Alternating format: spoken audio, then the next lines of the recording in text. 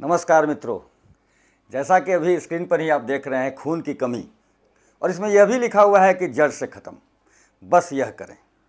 इस चीज़ को हम लोग देख रहे हैं कि हमारे अड़ोस पड़ोस में, हमारे परिवार या हमारे रिश्तेदारों में बहुत लोग खून की कमी से जूझ रहे हैं। ऐसा रिपोर्ट में भी आ जाता है कि एनीमिया है। लेकिन हम लोग इस वीडियो को देखने के बाद निश्चित रूप से मैं कुछ लक्षण भी ऐसा बताने वाला हूं और उसका मैनेजमेंट के साथ साथ चिकित्सा भी बताने वाला हूं, जिससे कि खून की कमी वाली समस्या से हम लोग बच सकते हैं और यह जड़ से समाप्त हो सकता है। सबसे पहले हम लोग यह स्वयं भी जान सकते हैं कि क्या होता है, तो इसके लक्षण दिखते हैं कि हाँ, खून की कमी है, एनीमिया है। पैथोलॉजिकल जांच में हमारे अंदर घबराहट जैसा फील होने लगता है, डिप्रेशन के शिकार हम लोग होने लगते हैं, ब्लड प्रेशर पर भी बहुत तरह का असर आने लगता है, लीवर में भी गड़बड़ी आने लगती है, जल्दी थकावट आने लगता है, सिर में चक्कर जैसा फील होने लगता है, कमजोरी आने लगती है हमारे शरीर में, सांस फूलना, सिर में दर्द, चक्कर आना, चिड़चिड़ापन भी हम लोगों को ऐसा फील होने लगता है। किडनी एवं लीवर से संबंधित बीमारियां भी हीमोग्लोबिन के कमी के कारण होने लगती हैं। तो ये सब लक्षण अगर दिखने लगा है हमारे शरीर में, तो निश्चित रूप से कहीं ना कहीं हमारे शरीर में खून की कमी का लक्षण देने लगा है, प्रभाव होने लगा है। तो चलिए हम लोग इसके बारे में भी स्पष्ट रूप से जानें कि शरीर में इसकी कितनी आवश्यकता है और क्या है।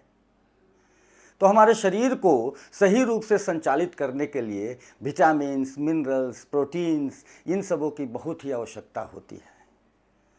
रक्त में मौजूद हीमोग्लोबिन एक प्रकार का प्रोटीन है जो रेड ब्लड सेल्स में पाया जाता है, अर्थात हीमोग्लोबिन रेड ब्लड सेल्स को बढ़ाने का एक मेटल प्रोटीन है। हीमोग्लोबिन का मुख्य कार्य शरीर के टिश्यूओं तक ऑक्सीजन पहुंचाने का है। शरीर के पूरे शरीर में फैले हुए हमारे जो टिश्यू हैं, उनसे जो हमारा शरीर का निर्माण हुआ है, वहाँ तक ऑक्सीजन पहुंचाना इसका बहुत ही मुख्य कार्य है। और साथ ही साथ कोशिकाओं से कार्बन डाइऑक्साइड निकाल कर फेफड़े तक पहुंचाना इसका काम होता है। हमारे शरीर में ब्लड एक सामान्यतः 4 से 5 लीटर होना आवश्यक है। पुरुषों में हीमोग्लोबिन 13.5 ग्राम से लेकर 17.5 ग्राम डेसीलीटर होना चाहिए और महिलाओं में 12 ग्राम से लेकर 15 ग्राम डेसीलीटर तक होना चाहिए। अगर इतना है तो ऑक्सीजन हमारे शरीर में पहुंच रहा है और हम स्वस्थ हैं।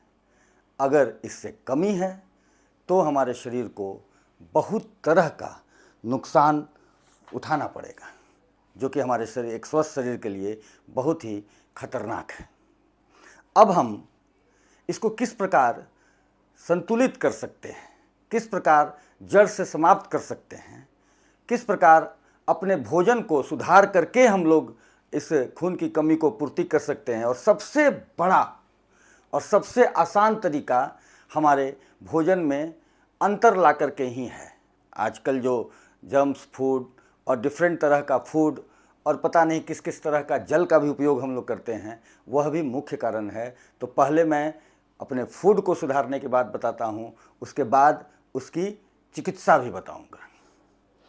हीमोग्लोबिन बढ़ाने के लिए संतुलित आहार जिसमें आयरन आदि पाया जाता है सेवन करना चाहिए, जैसे पालक, हरी पत्तेदार सब्जियां, चुकंदर, अनार, आंवला का जूस, कीवी, सेव, अमरूद, गाजर, संतरा, टमाटर, अंजीर, शरीफा, नारियल पानी, गुड़, सूखा फल जैसे बादाम, किशमिश, खजूर, अंकुरित अनाज का सेवन करना चाहिए।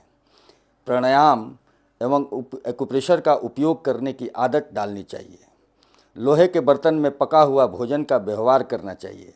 इस तरह अपनी जीवन शैली बनाने पर किसी तरह की दवा की आवश्यकता नहीं पड़ेगी। यह प्रायोगिक अनुभव है। साथ ही साथ अब मैं खून की कमी में एक्यूप्रेशर के कुछ महत्वपूर्ण बिंदुओं के बारे में बताने जा रहा हूं, जो कि बहुत ही लाभप्रद होता है। तो सबसे पहले मैं बता रहा हूं GB39। GB39 ये आप देख रहे हैं, ये पैर का टखना है, बाहरी हिस्सा है, और यह पैर का टखना है, और इस पैर के टखने से तकरीबन 4.5 उंगली ऊपर बाहरी हिस्से में ये GB39 पॉइंट है। यह बिंदु अत्यंत प्रभावशाली है हमारे शरीर में हीमोग्लोबिन की मात्रा को संतुलित रखने के लिए। इसके बाद यह बिंदु देखिए LY13 और LY14। LY13 हमारे इस गर्दन के पास है। मैं अभी आपको एक प्रैक्टिकल यहाँ करके भी दिखा देता हूँ कि किस प्रकार करना है। लेकिन यह बिंदु यहाँ हमारा सिर है, ये सिर के पीछे का भाग है, पीठ का हिस्सा है, और ये गर्दन के पास ये LY13 है और यह LY14 है। ये दोनों तरफ यह बिंदु पाया जाता है। और इसके बाद SP3 में आप देख रहे हैं, ये अंगूठा है, अंगूठा के बाद वाली हड्डी और उसके बाद वाली जो हड्डी है, इसमें उसके कॉर्नर पर SP3 बिंदु है। इस बिंदु पर हम लोगों को लेज़र से हम लोग को 2-2 मिनट तक देना है।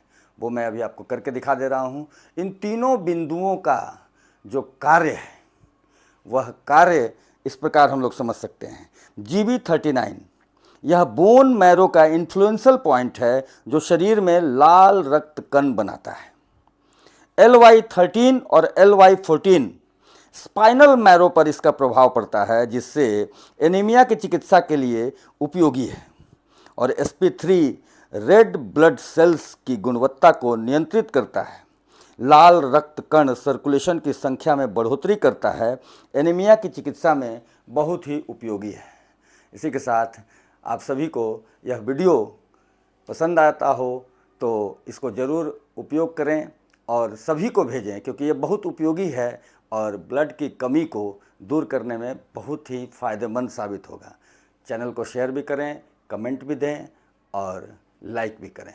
बहुत बहुत धन्यवाद।